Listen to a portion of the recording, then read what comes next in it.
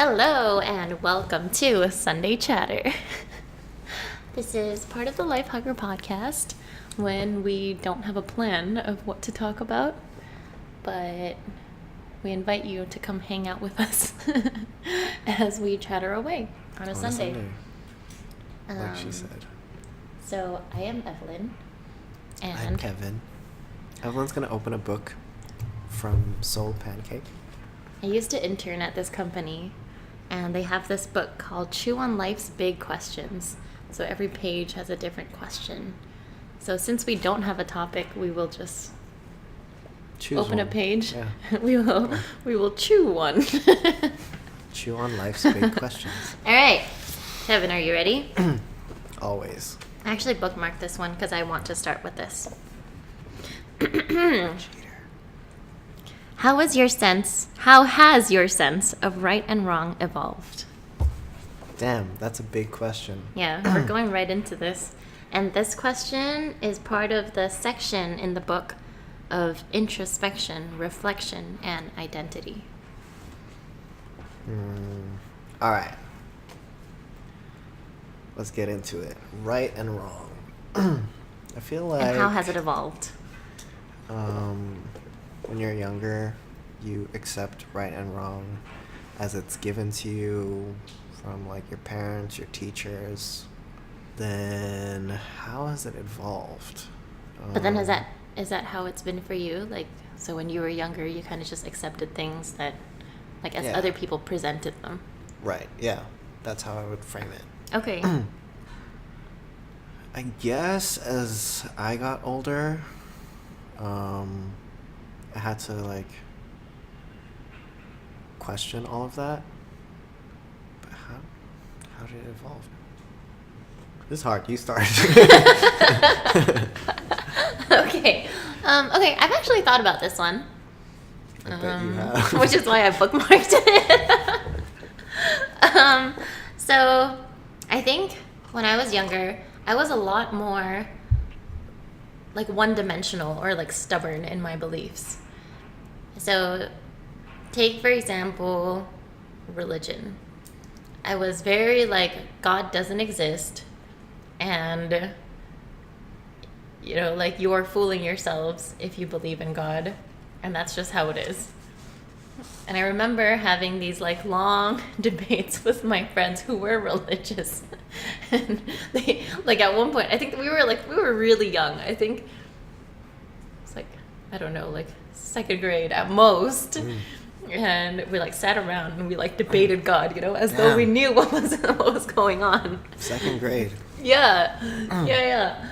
But then I think as I grow older, I think I have begun, I'm like not gripping to those beliefs as hard, because I realize that like I don't know what I don't know, and everybody experiences the world differently, so like maybe God doesn't appear for me, but then God appears for other people.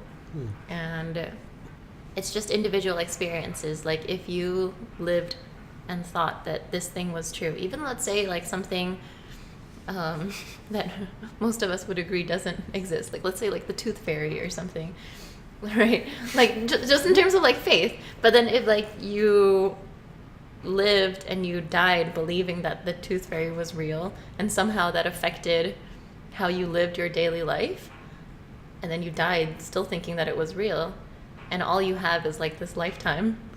So then it was real for you. So then it existed for you because it kind of governed how you live, right? How does that affect your perspective of right and wrong? So, because we were talking about right and wrong. I guess I talked about it because I thought there was like one right, like factually.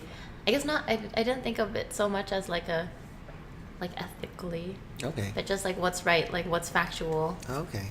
One of the things that we've repeated a few times is good is good. Oh. Bad is good. Bad right? is good, yeah. And like... That was from like some Buddhist thing or something? Yeah. And like...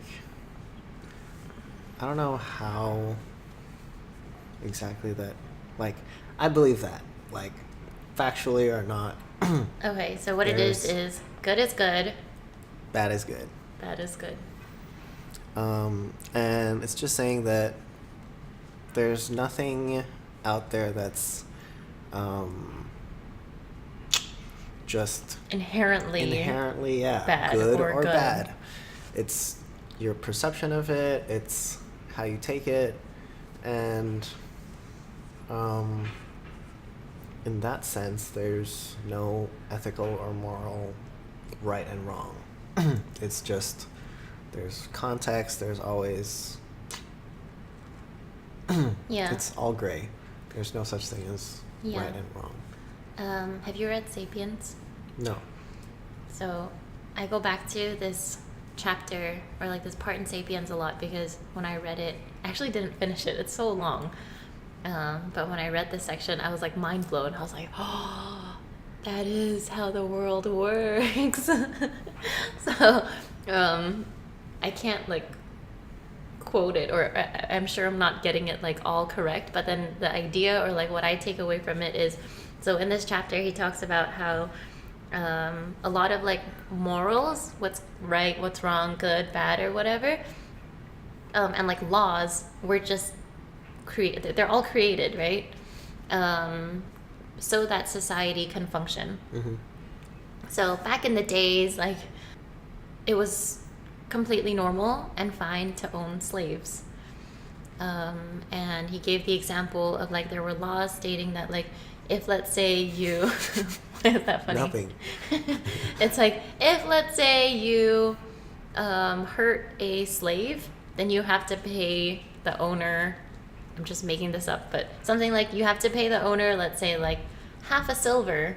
But then if you hurt a slave owner, then you have to pay them like 2 silvers or whatever. So then there was like a value attached to human lives, Mm-hmm. which I think now in like our society we would think like, what? That's so messed up. Like how could one life be worth less than another, right? Mm-hmm. Like we're all about like equality now. But then they made those laws because it worked in that society. Mm-hmm. And the point is just to have like society like work together and right, and function. And so right or wrong, like there's no such thing as human rights inherently. Like humans are not born with rights. Yeah. We made that up. Animal rights. And they're always evolving, they're always changing. Yeah. Which is good because it forces us to keep an open mind about what we believe as true. Cool, next question. All right. Next question. Okay, this will just be a blind opening page, okay? All right. Tell me when to stop. Stop. Whoa. Okay, so this one, very different section of the book. It's art and creativity, and the question is, what is the purpose of art? That's a good question. I think, cool. We can tie this back into God. All right. I think humans are one of the only creatures that have the sense of like self-consciousness. And with that comes all these questions about life and love and existence, and art is an expression of our humanity. And it's necessary. It's like we would go crazy if we would be crazy if we didn't think about our own existence. So you think like creating art is an expression of Our experience of the universe, okay. of our lives, and it's a way to share that experience with other conscious beings? Yeah. So you think it's like a necessary outlet Yeah. because people just need to express themselves. And reflect. Otherwise, you could go about your daily life like an animal. We are animals biologically. Right. But in the sense that you just eat, sleep, reproduce, and die. Yeah. And never have any humanistic experiences. Okay. Interesting. So you looked at it from like the art, the like creation of art, like why it's necessary to create art.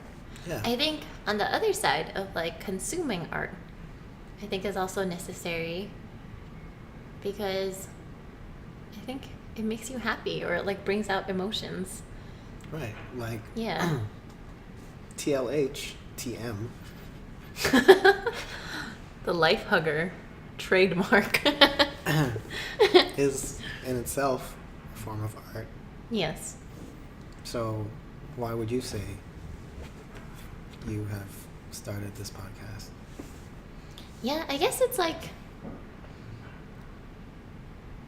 we're not there yet, but the idea is like storytelling and just sharing your own experiences, and maybe that'll, I don't know, have other people think about their experiences. Yeah, that's good. I want to say inspire, but that sounds too like big. Like we ain't inspiring nobody right now, but That's cool. I mean, I think it's the most primitive need that we have is to like share. It's like, yeah. it's been done for as long as humans have been around. Like around the campfire, you're sharing your stories. That's how you're passing knowledge. And like tradition and culture. Yeah. All right. So that's our That's take it. on why art is necessary. Yeah. So let's do another question. Tell me when to stop. Tell me when to stop. Stop. Okay, so this one is in the section of life, death, and living, and the question is, what can you do to make this world a little less screwed up? Well, first of all, do you think this world is screwed up? I think, Evelyn, Yes, Kevin. that the world is pretty screwed up, but not more than any other time in history. I think a lot of things are getting better gradually. Yeah, I agree. And I think it's good to remember, good to be reminded of that, because I think it's easy to get like sucked into, you know, all of the issues that we have now, and we definitely have a lot that do need to be solved. It's true.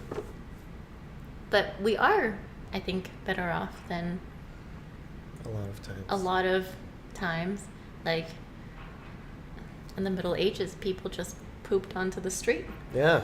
You When was the last time you pooped on the street? Yesterday. Like you could be walking and just like poop falls on your head. Right? I mean, even like that simple thing, I think I'm very grateful that we have a toilet right here.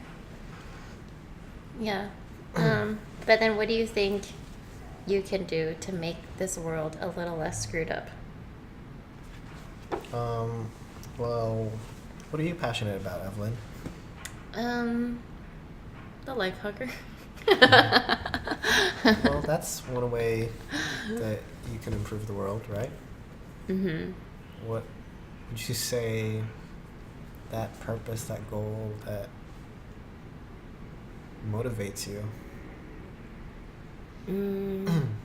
I feel like to say that it's like to make this world a little less screwed up is like so lofty, you know? It's like, how are you going to change the world? And that seems intimidating, but then if you just think about it as like, what are you good at? And like, how can you, or at least that's how I think about it. It's like, how can you make the people around you happy?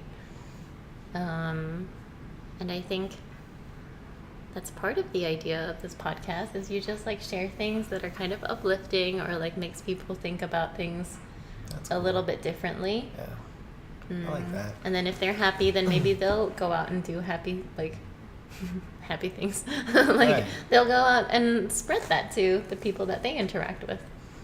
So it's kind of just like spreading positive vibes. I like Yeah. that. Until I can think of something that I can do at scale. I think just being nice to people so that they're nice to other people. What do you think? I like that a lot. I really do believe in those positive energy vibes that you're like giving out, and it does get amplified as you as you do it more. Yeah. You touch more people. Yay. and then hopefully it keeps on going. So. Yeah. So I was in a Pilates class a few weeks ago, and then the person next to me, like she just had this like really pained look on her face, like she was like really tired, and it was a very tiring class. Like I wasn't expecting it to be so advanced, and so she was like looking really tired. And then the more I looked at her, I'm like, damn, like I'm feeling tired looking at her. And then I thought about it, and I was like, wait, but then why be affected that way? Like, what if I look like extra happy so that when she looks at me, she can maybe be less tired and look happy? So then that's what I tried to do. I don't know if she even noticed that, but yeah. Did you tell her afterwards? No, I didn't. What's wrong with your face, dude? No. JK. No. That's not cool, guys. Yeah. Don't make fun of people's faces. Don't make fun of people's faces. That's not what the story was about. Yeah, that's true.